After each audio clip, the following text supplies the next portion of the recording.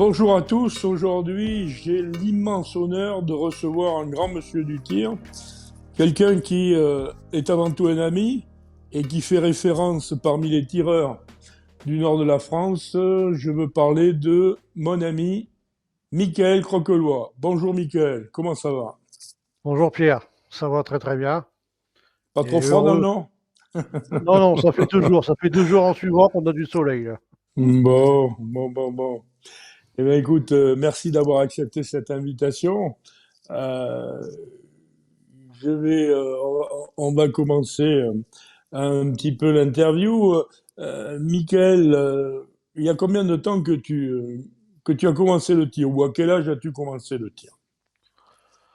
J'ai commencé le tir, on va dire, il y a 40 ans à peu près. À l'âge de 10 ans, j'ai commencé à tirer mes premiers plateaux Oh. dans les bottes de paille. Mhm. On va dire une dizaine, une vingtaine de plateaux par dimanche que le père me faisait tirer à l'époque avec son fusil. Et plus sérieusement, on va dire, avec un entraînement par semaine et quelques concours régionaux à partir de l'âge de 20 ans. Donc, D'accord, oui. il y a 30 ans de ça, quoi. En C'est revenant de l'armée, raisonnable. voilà, en revenant de l'armée, j'ai commencé à travailler, j'ai acheté le fusil et puis commencé à Hmm. être autonome dans le tir. Donc c'est ton père qui a quand même été, si tu veux, l'admiration que tu avais pour ton père et son Voilà, amour de la chasse qui t'a transmis, quoi. voilà. L'amour du tir, parce que le père est chasseur aussi, mais moi je ne chasse pas. Ah, donc c'était le tir, c'était l'amour C'était du le tir. tir, voilà, Oui, l'amour du mais tir. oui, l'amour de la chasse du père. Lui-même, il avait tiré, ton papa? Oui, oui, oui, et il tire encore. Oui. Ah, Il tire encore tous les semaines et tout, bon, vraiment au niveau régional. ouais, Il est en Masters maintenant. Et je savais pas. tous les mercredis et samedis, généralement, il est corps à son club Ah, en dis donc, FU donc, à l'entraînement, quoi. ouais. Tu es, comme je disais en introduction, une véritable figure du Schnorr, du tir du Schnorr. On a fait le Grand Prix shoot-off du Schnorr cette année en DTL, mais c'est vrai que tu représentes cette région de France. Qu'est-ce qui fait la particularité des tireurs du Nord, euh, d'après toi? En, en priorité, pour moi, c'est, on va dire, le côté copain, Ouais, que beaucoup de monde recherche, d'être bien entouré, avoir une bonne ambiance avec les copains, les amis. oui. C'est très, très important. Et ça se ressent un peu quand on voyage dans toute la France. L'accueil qu'on peut avoir par les copains du sud-est, du sud-ouest, de la Bretagne. C'est vrai qu'on retrouve dans cette équipe, au sens élargi du terme, famille même, on peut dire, des tireurs du Nord, toute, comme disait, je crois, je sais plus, je crois que c'est Enrico Macias, le soleil que vous avez dans le cœur, quoi. Oui, voilà. Et c'est vrai que quel que soit l'endroit où on est, avec qui on parle, les gens du Nord, et les tireurs du Nord, ben c'est toujours pour parler de bonne partie de rire, en dehors du côté sportif qui est important, mais enfin de bons moments passés ensemble, quoi. Voilà. Mais la réussite, pour moi, la réussite côté sportif passera par une superbe ambiance Absolument. Ouais. lors du séjour. Bah, d'ailleurs, quel est est-ce que c'est une histoire de génétique? Parce que dans le Nord, il y a toujours des tireurs, depuis que je suis né au tir, il y a un peu plus de 50 ans, il y a toujours des tireurs exceptionnels dans le Nord qui font référence. Il y a une lignée, il y a une école, il y a où tu penses que c'est tout simplement la passion qui donne ces résultats de champion pour certains. Je pense qu'il y a la passion. Il y a la passion. Mhm. Après, c'est vrai qu'on a eu la chance d'avoir quelques modèles. Personnellement, dans les Hauts-de-France, quand j'ai démarré à tirer il y a 30 ans, sérieusement, bon, j'avais des modèles, je pense particulièrement à Georges Gérin, Oui, Pierre Mayer, des tireurs Pierre-Maillard. que j'ai pu côtoyer. J'ai eu la chance de côtoyer, je côtoie Très grand encore Georges. tireur, très grand tireur. Et rien qu'en les regardant, on apprend énormément. En Et regardant et en on a discutant envie avec de. eux, parce que généralement, c'est des personnes, on va dire, ouvertes au dialogue. Ouais, ouais, Et par exemple, j'ai c'est vrai. bien vu qu'un tireur comme Georges Gérin ne laissait rien au hasard. Ah oui. Lors d'une compétition et tout était calculé, millimétré. Et après, bon, en essayant de copier ces gens-là, certaines personnes réussissent, quoi. Peuvent réussir Ouais. à devenir un Ils peu. ont été Voilà, des sources d'inspiration, quoi. voilà, oui, oui. En dehors du Nord, là, tu avais tu avais des exemples également, en dehors des tireurs du Nord. Il y a des tireurs qui t'ont fait Oui, rêver. oui, oui. Bon, ben, on a tous le même. Je pense qu'on a tous le même, Ouais. Monsieur Carrego. Monsieur Carrego, je me rappelle la première fois que je l'ai vu, c'était à Charmentré. Je ne tirais pas encore, j'avais une dizaine d'années. J'accompagnais mon père qui était parti faire le Grand Prix de Charmentré. Et malheureusement, Monsieur Carrego tirait en même temps que le père. Bon, mon père m'a donné l'autorisation, on va dire. J'ai pu le suivre, on va dire, c'est 200 plateaux. Et je parle de ça il y a quasiment 40 ans. Je me rappelle encore comme si c'était hier. J'ai vu un tireur Incroyable. exemplaire, incroyable. 200 mouvements identiques dans l'épaulement. Une machine, une machine. Bah, c'est sûr que Carriga, surtout à l'époque où tu l'as vu, c'était quelque chose d'indescriptible aujourd'hui parce que je ne, sincèrement, je pense pas avoir vu ces 20 dernières années ou ces 30 dernières années, même les très grands champions qu'il y a aujourd'hui, et je reviens pas sur tout, mais si tu veux, c'était comme tu dis, cette sensation d'homo machine, de faire toujours la même chose sans un geste superflu, ces plateaux qui s'effaçaient au Oui. moindre, à tous les coups de fusil. C'est vrai qu'il a donné envie à beaucoup de gens de tirer, de tirer. Euh, Si je devais là te demander quel est ton meilleur souvenir de tir, hein, ça serait quoi? Bon, j'en Bon, ai. je Oui, suis pas salaud. Je t'en donne un ou deux quand même parce que hein, c'est trop peu. Hein. oui. J'en ai plusieurs, j'en ai plusieurs. Le premier, pour moi, le premier, celui-là restera, on va dire, marqué à vie. Et la première fois que je suis rentré en équipe avec Lynn, ma fille. Bon, moi, j'avais déjà goûté à l'équipe 2 ans avant, en 2016. Lynn, en 2018, m'accompagne à la sélection DTL. Elle était corps junior fille, classée en dame, et elle rentre en équipe dame, moi en senior. Et là, ça a été ma plus belle joie, quoi, dans le tir, de sortir en équipe avec ma fille. Sachant qu'on a réitéré en 2019.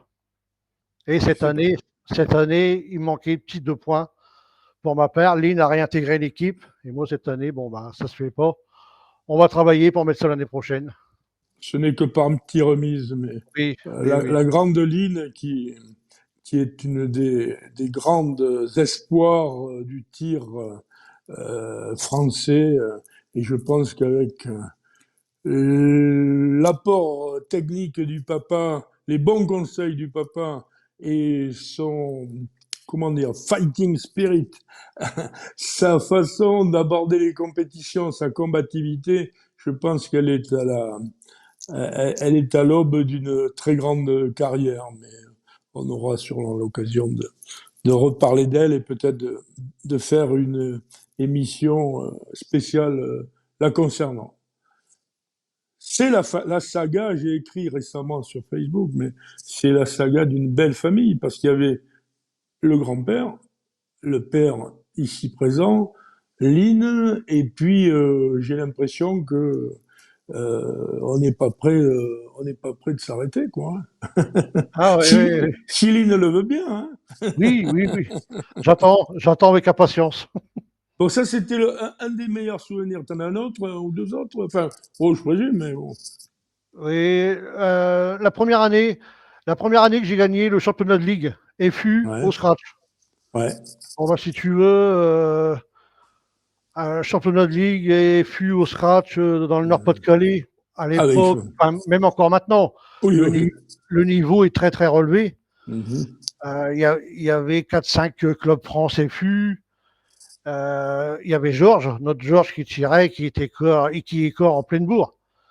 Et cette année-là, je réalise 95 en FU. Mhm. J'ai été champion de ligue au scratch, chose que j'avais du mal à envisager.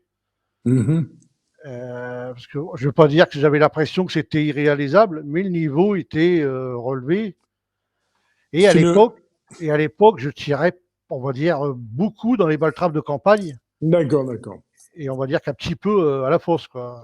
Est-ce qu'on peut dire que c'est une date charnière qui t'a fait prendre conscience de tes possibilités, quoi? Oui, oui, non, c'est vrai que. Et c'est aussi à partir de ce moment-là que j'ai, on va dire, 2012, 2013. C'est en 2013. J'ai commencé à ralentir un peu les balles-trappes de campagne Mhm. pour, on va dire, me consacrer un peu plus à la fosse. Mhm. Et en 2015, on revient sur Lynn. Lynn qui se met au tir et qui me dit bon, bah, je préfère la DTL que la FU. Bon, j'ai basculé avec en DTL, quoi. D'accord. On pratique corps tous les deux la FU au niveau régional Mhm. et au niveau national, régional et national pour la DTL et Mhm. international. Je suis certain que en FU, elle a toutes les capacités, et toi tu les as toujours, de bien figurer, y compris au plus haut niveau en équipe nationale. Mais ça, c'est mon opinion personnelle. Et voilà. Alors, je ne vais pas parler de pires souvenirs, parce que dans le tir, dans le fond, les plus mauvais souvenirs sont quand même des bons, dans la mesure où on est encore là, et puis où on tire.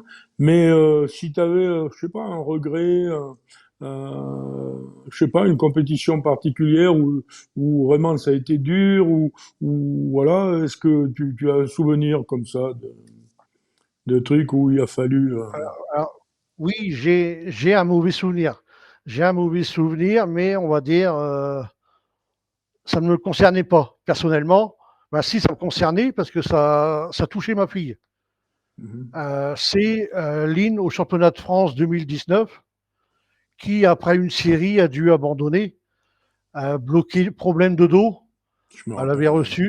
Elle avait reçu une piqûre sur place Oui, oui, par, je me rappelle. par Richard et tout.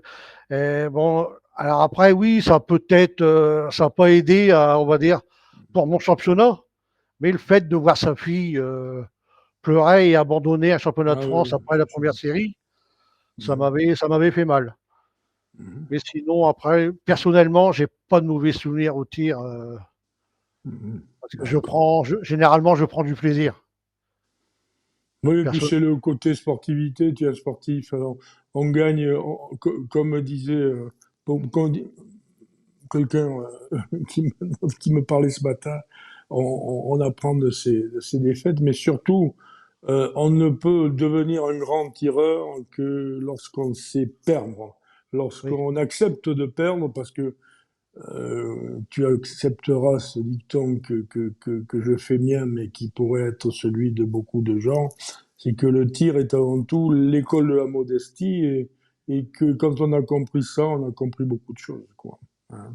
on est bien d'accord. Hmm. Alors, je veux pas dire que t'es vieux, hein, Michael, parce que t'es plein de force et de... Mais on va dire que t'es un peu le papa des gens du Nord, qui est la référence, qui est l'homme à qui on se réfère pour demander un conseil, pour demander... j'ai vu faire les gens de là-bas. Si tu avais à parler aux jeunes qui veulent démarrer ou qui démarrent le tir aujourd'hui, qu'est-ce que tu aimerais leur dire? De croire en eux, la première chose, de croire à leurs rêves. On va dire, les rêves sont faits pour être réalisés.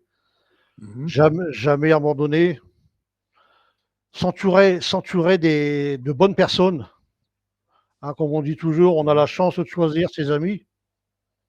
C'est très important, s'entourer de bonnes personnes et de s'entraîner, on va dire, régulièrement.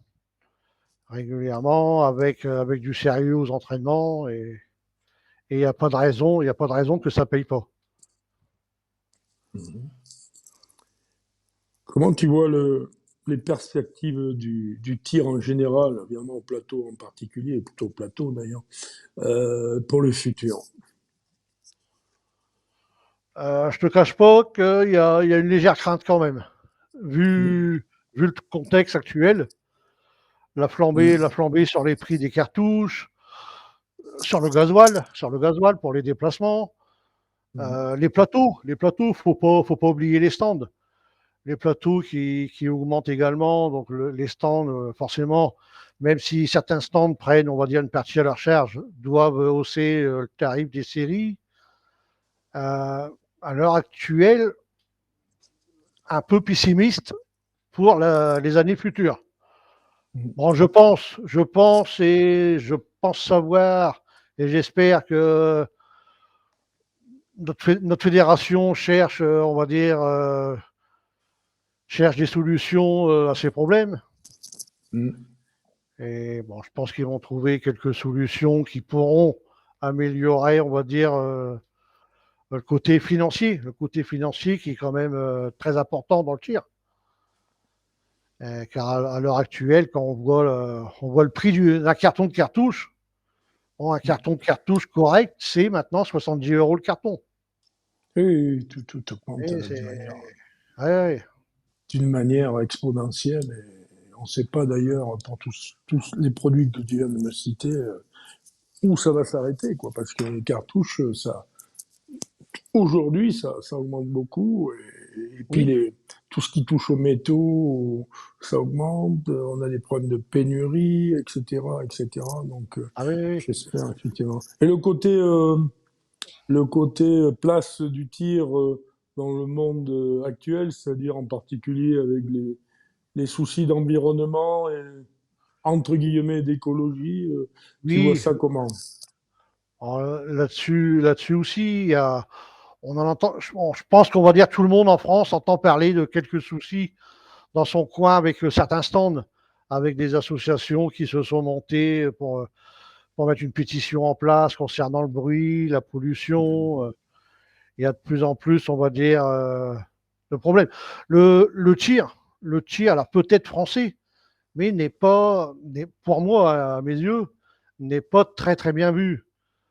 On a Mhm. des armes à feu, on a des armes à feu dans les mains. Bon, depuis les attentats, il y a quelques années, il y a plusieurs choses qui se sont mises en place, on va dire, pour nous tracer un peu. Euh, la pollution, le plomb. Maintenant l'écologie fait partie vraiment on Mhm. va dire, de la vie, quoi. Beaucoup tendance à être écologie. Bon, le système des plombs, à mon avis, il y aura sûrement des choses à faire dans les stands dans les années futures. Mhm. Genre, comme en Italie, système pour recueillir le plomb. Mhm. Euh, il va avoir, Oui, et je pense qu'on n'aura pas le choix, quoi. oui, oui, bien sûr. Mais je crois qu'effectivement, tu es un sage, parce que pour tout ce genre de mesures à prendre pour un futur proche ou légèrement ou moyennement proche, il faut qu'on puisse arriver à nous-mêmes à nous adapter, je pense, aux nouvelles conditions et récupérer le plomb et puis faire en sorte que les systèmes, on va dire, d'architecture, de création de stands soient pour diminuer les nuisances sonores, comme d'ailleurs dans certains pays, ils y arrivent très bien. Tu as cité l'Italie, mais je crois qu'en Allemagne, où le tir était pratiquement mort pour des raisons enfin plus d'écologie et puis de même chose, aujourd'hui, ils ont un peu plus concentré, diminué le nombre de stands, mais concentré leurs efforts sur des stands sur lesquels ils ont fait de gros investissements. Et moi, j'ai été berlué la dernière fois où j'étais sur un stand en Allemagne, bien avant le Covid, là, où ils ont fait un travail gigantesque, pour pas dire titanesque, et ils ont creusé un truc énorme dans le sol. Hein. Ça, ils n'ont pas mis des buts, mais ils ont creusé. Mais quand je te dis creuser, on est en train de parler de 100 mètres sur des zones incroyables. Et 200 mètres du stand, il y a 5 fosses olympiques, des skis, ça tape de tous les côtés. Tu n'entends rien. Ils ont mis les systèmes de récupération de bois sur ces falaises là qu'ils ont créées, de bois, qu'est-ce que je raconte, de plomb, et voilà. Et ils tirent dans un endroit où ils n'avaient plus autorisation de tirer ni rien. Donc peut-être, oui, effectivement, il faudra qu'on s'adapte, hein, qu'on le veuille ou non, parce que si on veut lutter contre, on finira par mourir, alors que si on s'adapte, on continuera à vivre notre passion, qui est quand même une belle passion. Est-ce qu'il y a un autre sport au monde qui permet à des jeunes de 10 ans, comme quand tu as démarré, jusqu'à des personnes, tiens, parlant de Michel Carrega, qui, on m'a dit, encore à 87, 8 ans, une fois de temps en temps, il va faire ses 25 plateaux sur quelques stands de Corse. Je ne suis pas certain qu'il y ait un autre sport qui permette de faire, d'avoir cette longévité, quoi. Et c'est ça qui est Ah oui. merveilleux. Hein. Ah, c'est Et vrai. qu'est-ce qu'on pourrait faire pour attirer un peu plus de jeunes? Parce que c'est vrai que quand on regarde les classements, maintenant, il y a plus de vétérans que de juniors. Hein. Bon, j'ai bien compris tout ce qu'on disait, mais tu as une idée, toi, de ce qu'on pourrait faire pour attirer les jeunes? Non? Difficile. Ouais, Faudrait à avoir part des le, papas. voilà, à part le côté financier, Ouais. parce que après, faut dire les choses telles qu'elles sont. À l'heure actuelle, aujourd'hui, pour tirer, ça coûte quand même, il y a quand même Ouais. un sacré budget. Et donc, pour lancer un jeune, on va dire, essayer de l'aider financièrement, Mhm. ou le prix des inscriptions, le prix des cartouches, le prix des séries.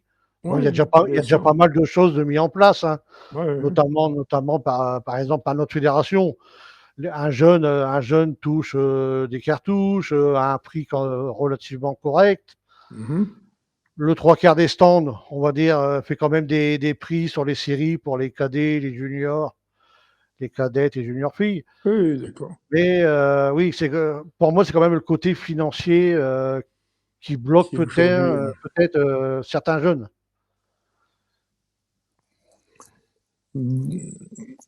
Bon, ben, écoute, on arrive un petit peu au bout de cette interview. Euh, Est-ce qu'il y a des choses qu'on n'a pas dit et qui te seraient agréables de nous dire maintenant, avant la fin? Oh, non, je pense qu'on a fait un peu le tour. On a fait un peu le tour. Après, je vois pas ce que je pourrais rajouter.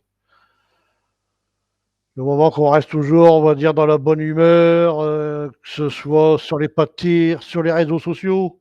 Et Mhm. par moment, sur les réseaux sociaux, je suis pas sûr non plus que ça aide à chaque fois le tir. Par moment, je pense comme moi, tu peux voir certaines choses aberrantes.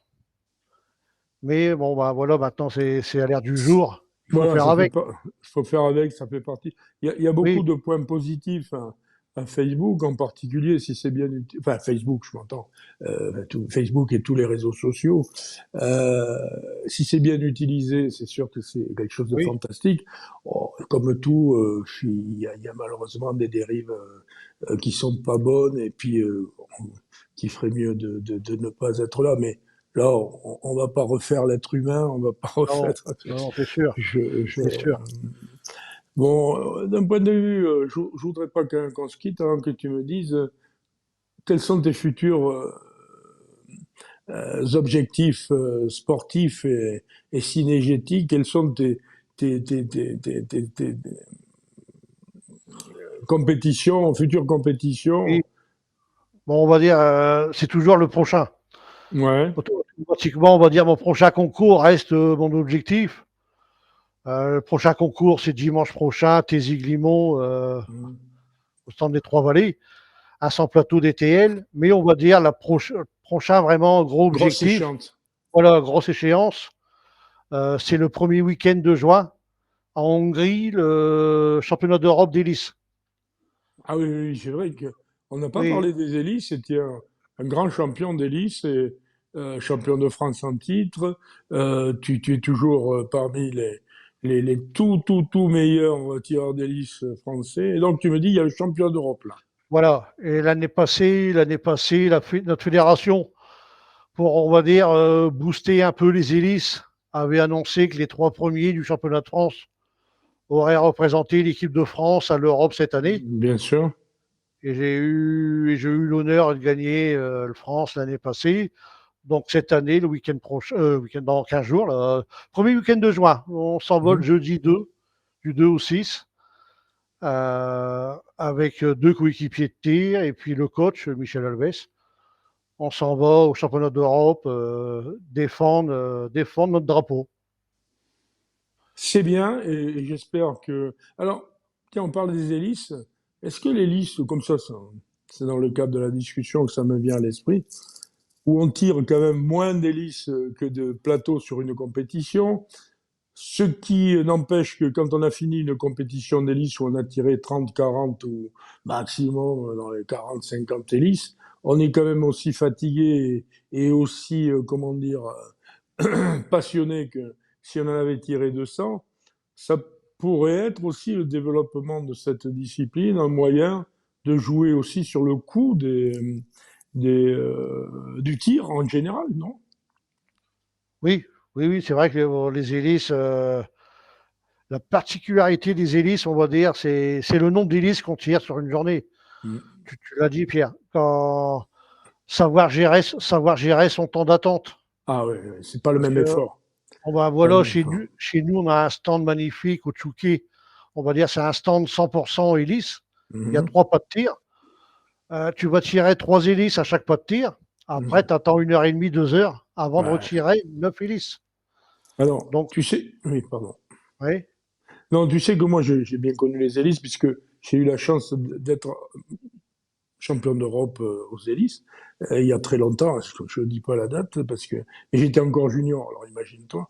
Mais j'ai été scratch. Mais est-ce que c'est pas aussi un très bon, si on fait connaître cette discipline, un très bon moyen d'attirer des chasseurs qui ne tirent pas au plateau vers une discipline sportive? tout à fait d'accord. Oui, Hein. car les hélices, c'est vraiment, on va dire, c'est vraiment une discipline. Le but, on va dire, est le même qu'un plateau. Tu as un fusil, tu as 2 cartouches, Bien il faut casser. Mais c'est tellement agréable, le fait qu'il n'y a pas une hélice, on va dire, pareil. semblable à la suivante. C'est tellement agréable à regarder déjà, à regarder et à tirer, que c'est sûr, c'est une discipline qui mérite d'être un peu plus, on va dire, connue. Alors, alors, je vais arrêter mes citations d'abruti, là, mais si tu veux, moi, ce que m'a toujours donné l'impression, quand je tirais aux hélices, je tirais au plateau, je jouais au football. Mais quand je tirais aux hélices, je tirais un penalty chaque fois.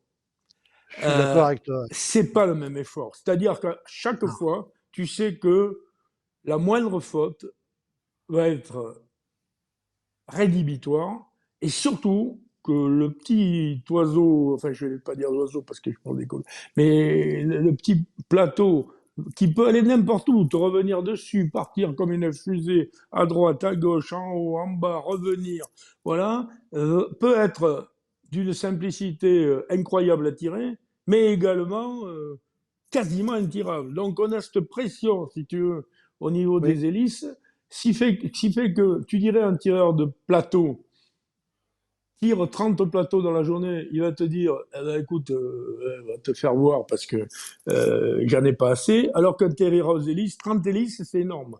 C'est une autre chose, quoi. C'est une autre. oui, oui, il y a une autre approche. Il y a une autre Voilà. approche. Faut être prêt. Il faut un Ouais. plateau. Au plateau aussi, il faut être prêt quand on appelle. Oui. Mais c'est vrai que les hélices, et puis la moindre erreur aux Ah hélices, ben, voilà, ça et pardonne pas. cette tension immense. C'est peut-être quelque chose qu'on devrait. Moi, ça me passionnerait de développer cette discipline en France. Tu sais, on en a déjà discuté tous les deux. En Argentine, par exemple, c'est le sport de tir sportif numéro un. Un championnat d'Argentine aux hélices, il y a 8 à 900 tireurs que au plateau, ça leur plaît pas. C'est quelque chose qu'ils ont, le côté justement, si tu veux, exceptionnel de chaque hélice. Voilà, c'est une passion, comme on pourrait être passionné par plein d'autres choses, enfin, c'est peut-être quelque chose qu'on pourrait imaginer développer. En Espagne aussi, c'est très très développé. Hein. La Coupe du Roi chaque année, ça attire Ouais. beaucoup de monde. Voilà. Ouais. Mais je pense que la discipline va se développer. J'ai eu, d'après quelques sources sûres, normalement, il devrait avoir un pas de tir d'hélice en permanence dans notre stand fédéral, à Ichou. Ah Il oui, va, très bien. voilà, oui, il devrait avoir un pas de tir d'hélice et peut-être même un deuxième occasionnellement pour organiser quelques concours lors Ah, ok, d'événements, quoi. ah, ok. Non, mais très bonne initiative. Ouais. Oui, oui, Alors, oui. comme je veux pas paraître négatif, je vais dire très très bonne initiative et tout ça, mais tu sais pas, dans ma tête, je pense que le tir aux hélices mériterait d'avoir un tir aux hélices arena. Vraiment une sorte de. Et puis je pense qu'au niveau international, on pourrait organiser des compétitions mondiales et trucs qu'on ne fait pas en France et qu'on pourrait, mais s'il y avait vraiment un stand de tir dédié aux hélices, parce que il faudrait pas que le stand de tir aux hélices soit noyé dans toutes les autres disciplines. Alors là, excuse-moi, je te donne mon opinion personnelle, et que quand ils auront fini de tirer au parcours, au compact, au DTN, à la fosse, etc., ce qui fait aujourd'hui comment dire, la partie essentielle de l'activité, il faudrait pas que ce stand aux hélices, même s'il y a deux stands, dans un gros stand noyé, eh ben on tire jamais, quoi. Non, peut-être que avec des personnes, mais encore faudrait-il trouver le site et tout, comme à Todi, c'est pas à Todi, c'est à côté de Brescia, il y a un stand dédié merveilleux aux hélices, je me rappelle plus le nom du stand, ils font que des hélices, mais c'est vraiment la Mecque des hélices, comme on pourrait imaginer l'Onato, enfin, comme on a l'Onato pour Ouais, le plateau, quoi. pour le Voilà. plateau, oui. Mhm. D'accord, d'accord. Bon, écoute, à voir, hein, parce que s'il y a Oui, des vieux imbéciles qui veulent investir dans des choses comme ça, il suffit de leur trouver le terrain et peut-être que les vieux imbéciles peuvent imaginer d'aller dans ce sens-là. Allez, je veux pas quand même terminer parce que je vais parler de mes produits et des produits de la société Shootov. Tu es un de mes plus fidèles tireurs depuis longtemps. Tu tires aujourd'hui avec des lunettes shoot-off magnétiques et puis accroche Woody. Euh, Pourquoi je, aujourd'hui tu as choisi? Parce que je sais que tu es t'es pas un homme de compromis, c'est-à-dire on est amis, on est tout ce que tu veux, mais si les produits ne te convenaient pas, tu me dirais Pierre, t'es bien gentil, mais tu les gardes et puis voilà. Qu'est-ce qui fait en sorte que ces produits-là te plaisent? euh, en toute transparence, ils m'ont apporté un plus. Ils m'ont apporté un plus. Je parle principalement de la crosse. Les lunettes, oui. Après les lunettes, tu as quand même une belle diversité de couleurs, des contrastes pas mal selon le temps. On va dire selon le temps, on a vraiment le masque adéquat. Et le changement de Pour, verre magnétique, surtout, voilà, oui, qui peut apporter beaucoup, ou si on a voilà, besoin de changer rapidement en voilà. fonction de la luminosité. Ouais. Surtout par chez nous, une journée un peu ensoleillée, il y a quand même quelques nuages qui passent. Et je Mm. te cache pas qu'un changement de masque en pleine série qui te prend 2/10 de seconde, c'est vachement agréable. Et ça perturbe pas la planche et le tireur. Et concernant la crosse, où est-ce que ça m'a apporté énormément? C'est dans le confort. Dans le confort du tir, physiquement, le fait de sentir beaucoup moins de recul sur une compétition, sur une journée sans plateau, ou sur 3 jours, une sélection sur 4 jours en France. On va dire les derniers jours physiquement, tu n'es C'est plus, on important. va dire, voilà, tu n'es Ouais. plus, on va dire, atteint comme j'ai pu l'être avec une crosse d'origine qui avait tendance à claquer un peu. Ah, ok. Ok, ok, ok, ok. Et elles sont bien réglées. Oui, au niveau réglage, très simple à régler. Je pense que tout tireur sait comment il tire, sait s'il lui faut de la bande, s'il tirera de bande. Au niveau réglage, il n'y a rien de, y a rien de, on va dire, sorcier. Et une fois que c'est bien réglé, on va dire, la clé doit être dans le fond du sac. Parce que ça aussi, des fois, on peut le voir. Les tireurs, on va dire, ce jour-là, il est un peu fatigué, un peu contrarié. Il va faire on va dire 2,68 ou 2,20 en FU. Et après, on le voit toucher à la crosse. Oui, chose qu'il faut éviter. Une crosse réglée doit rester réglée, quoi. Est-ce que la raison d'être de la société, You will never shoot alone, tu ne tireras plus jamais seul, se ressent? Et est-ce que pour toi, c'est aussi important de faire partie d'une famille comme la nôtre? Oui, oui, très, très important. Très important. Et on le ressent sur les pas de tir, que ce soit au niveau régional ou national. J'ai encore été la semaine passée à la sélection. Mm. On va dire, il y a beaucoup de monde qui t'approche pour discuter de ta crosse, de tes lunettes, et en toute sympathie. La personne voit que tu as la même crosse que lui. Voilà, il vient, voilà, qu'est-ce que t'en penses? Moi, j'aime bien ça, j'aime bien ça. Ah oui, oui, la phrase comme quoi qu'on ne tire jamais seul, c'est Bon, tu peux pas me vraiment une faire plus réalité. plaisir parce que c'est quelque chose que j'aimerais que les tireurs de la famille Choutov ressentent, c'est-à-dire que malgré ce que certains esprits, en particulier un esprit malsain, cherche à communiquer, que on fait pas ça pour du business. On fait aussi ça pour du business parce que voilà, parce qu'on en a besoin, mais on fait aussi ça par amour du tir, par amour des autres, et que le jour où je ne le souhaite pas, Michael Croquelois ne sera plus dans la famille Choutov parce qu'il aura décidé. Il restera mon ami en dehors de toute connotation euh, ayant trait un bénéfice Mm. éventuel. D'accord. Donc voilà. Tu sais que je te remercie beaucoup d'avoir accepté, Michael, cette invitation. J'espère que ça nous a permis ça a permis à tous les gens qui vont nous écouter de mieux connaître Michael Croquelois, s'il était besoin qu'on l'explique. Mais ce que je retiendrai moi, c'est que on se connaît pas depuis des milliers d'années, mais je suis très heureux à un moment où on se fait moins d'amis que quand on a 20 ans, d'avoir rencontré un type comme toi, d'avoir rencontré les gens de ta famille, ta femme Barbara, qui est vraiment un exemple pour nous tous, et puis qui est votre manager général aligné à toi.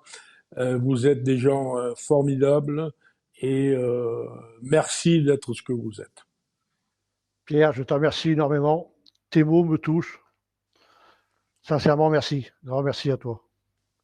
À bientôt, Michael, pour de nouvelles aventures. Et puis, encore une fois, la grosse bise à tous les gens du Nord, évidemment, particulièrement aux membres de la famille Choutov. Et ben, on dira aussi un petit bonjour quand même à Nico Allard, qui est notre démonstrateur, et à des gens comme Cédric Bedet, qui bien évidemment nous soutiennent dans cette partie du Nord. J'en oublie d'autres, c'est tous tes amis, Fafan, etc. Tu vas être meilleur que moi là pour donner toute la liste parce que je vais en oublier, mais, euh, mais enfin tu leur fais la bise à tous. Ça sera fait, Pierre. Et encore merci pour tout. À bientôt, Mickaël. À bientôt, au revoir.